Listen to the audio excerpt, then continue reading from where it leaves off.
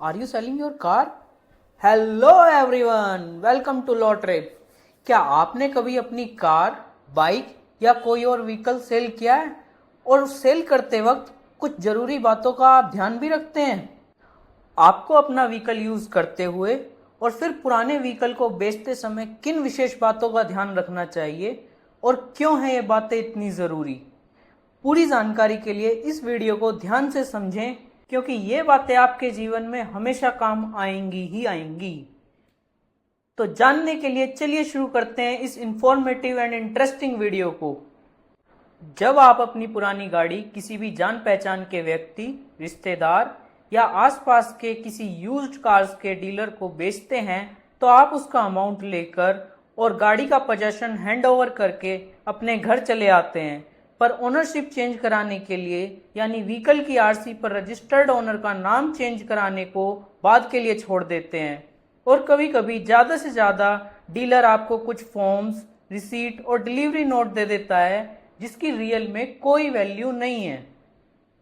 अब आपके लिए यहाँ यह बात जाननी बहुत ज़रूरी है कि honourable supreme court of India के मल्टीपल जजमेंट्स के मुताबिक और landmark judgment Naveen Kumar versus Vijay Kumar and others में यह बात साफ तौर पर कही गई है कि जब तक आरटीओ के रिकॉर्ड्स और आरसी पर रजिस्टर्ड ओनर का नाम चेंज नहीं होता, तब तक उस व्हीकल की पूरी लायबिलिटी या जिम्मेदारी आरसी पर मेंशन्ड ओनर की ही होगी। फिर चाहे आपने वह गाड़ी एक दिन पहले बेची हो या एक साल पहले बेची हो या आपके पास कोई भी डॉक्यूमेंट हो।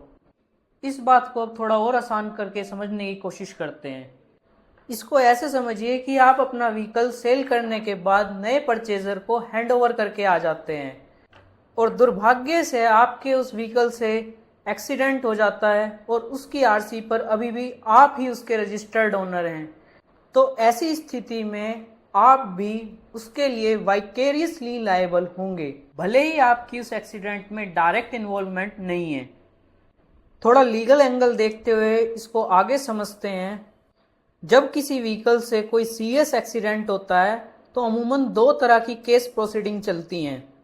एक तो क्रिमिनल प्रोविजंस में क्रिमिनल केस प्रोसीड होता है, जिसमें एक्सीडेंट के समय गाड़ी चलाने वाले ड्राइवर की लायबिलिटी डिसाइड की जाती है, जैसे कि negligence, rash driving, drink and drive etcetera, तथा गिल्टी पाए जाने पर सजा भी होती है। वहीं दूसरी तरफ दूसरा केस विक्टिम द्वारा, जो कि एक्सीडेंट में सीरियसली इंजर्ड हुआ है, या डेथ केस में उसके लीगल एयर्स द्वारा मोटर एक्सीडेंट क्लेम ट्रिब्यूनल में कंपनसेशन के लिए फाइल किया जाता है। अब इम्पोर्टेंट बात यहाँ पर यही है कि अगर एक्सीडेंट के समय आप उस व्हीकल को नहीं चला रहे थे, मतलब आप उसके ड्राइवर नहीं थे, तो क्रिमिनल केस में तो आप बच सकते हैं, पर एमएसीटी ट्रिब्यूनल में के क्लेम केस में आपकी मुश्किलें बढ़ जाएंगी और आपकी पूरी लायबिलिटी मानी जाएगी, क्योंकि आखिरकार व्हीकल के आरटीओ में आपका नाम ही रजिस्टर्ड है। दूसरी महत्वपूर्ण बात यहाँ पर यह है कि अगर एक्सीडेंट के टाइम पर व्हीकल का वैलिड थर्ड पार्टी इंश्योरेंस नहीं है या वो एक्सपायर हो चुका है, तो ऐसे में ट्रिब्यूनल जो भी क्लेम पास करेगी उसकी जिम्मेदारी ओनर की भी होगी।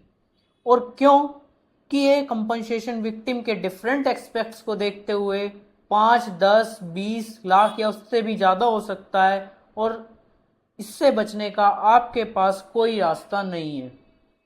लेकिन राहत की बात यहाँ पर यह है कि अगर आपके व्हीकल का एक वैलिड थर्ड पार्टी इंश्योरेंस है, तो ऐसी स्थिति में इस क्लेम के लिए इंश्योरेंस कंपनी को लायबल किया जा सकता है, बशर्ते आपकी ये दो कंडीशंस फुलफिल हो रही हों। तो पहली शर्त, एक्सीडेंट के टाइम ड्राइवर माइनर ना हो, और दूसरी शर्त, ड्राइवर के पास वैलिड लाइसेंस हो।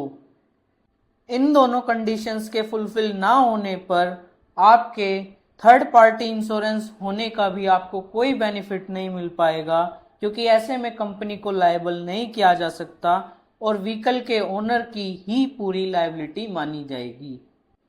इस पॉइंट को अगर आप और डिटेल में समझना चाहते हैं, तो अभी हाल ही में पास हुए 28/5/2024 को एक अपील केस के judgment reference the new India insurance company limited versus Bibi Nafisa and others जो कि ऑनरेबल कर्नाटका हाई कोर्ट द्वारा पास किया गया है, उसे देख सकते हैं।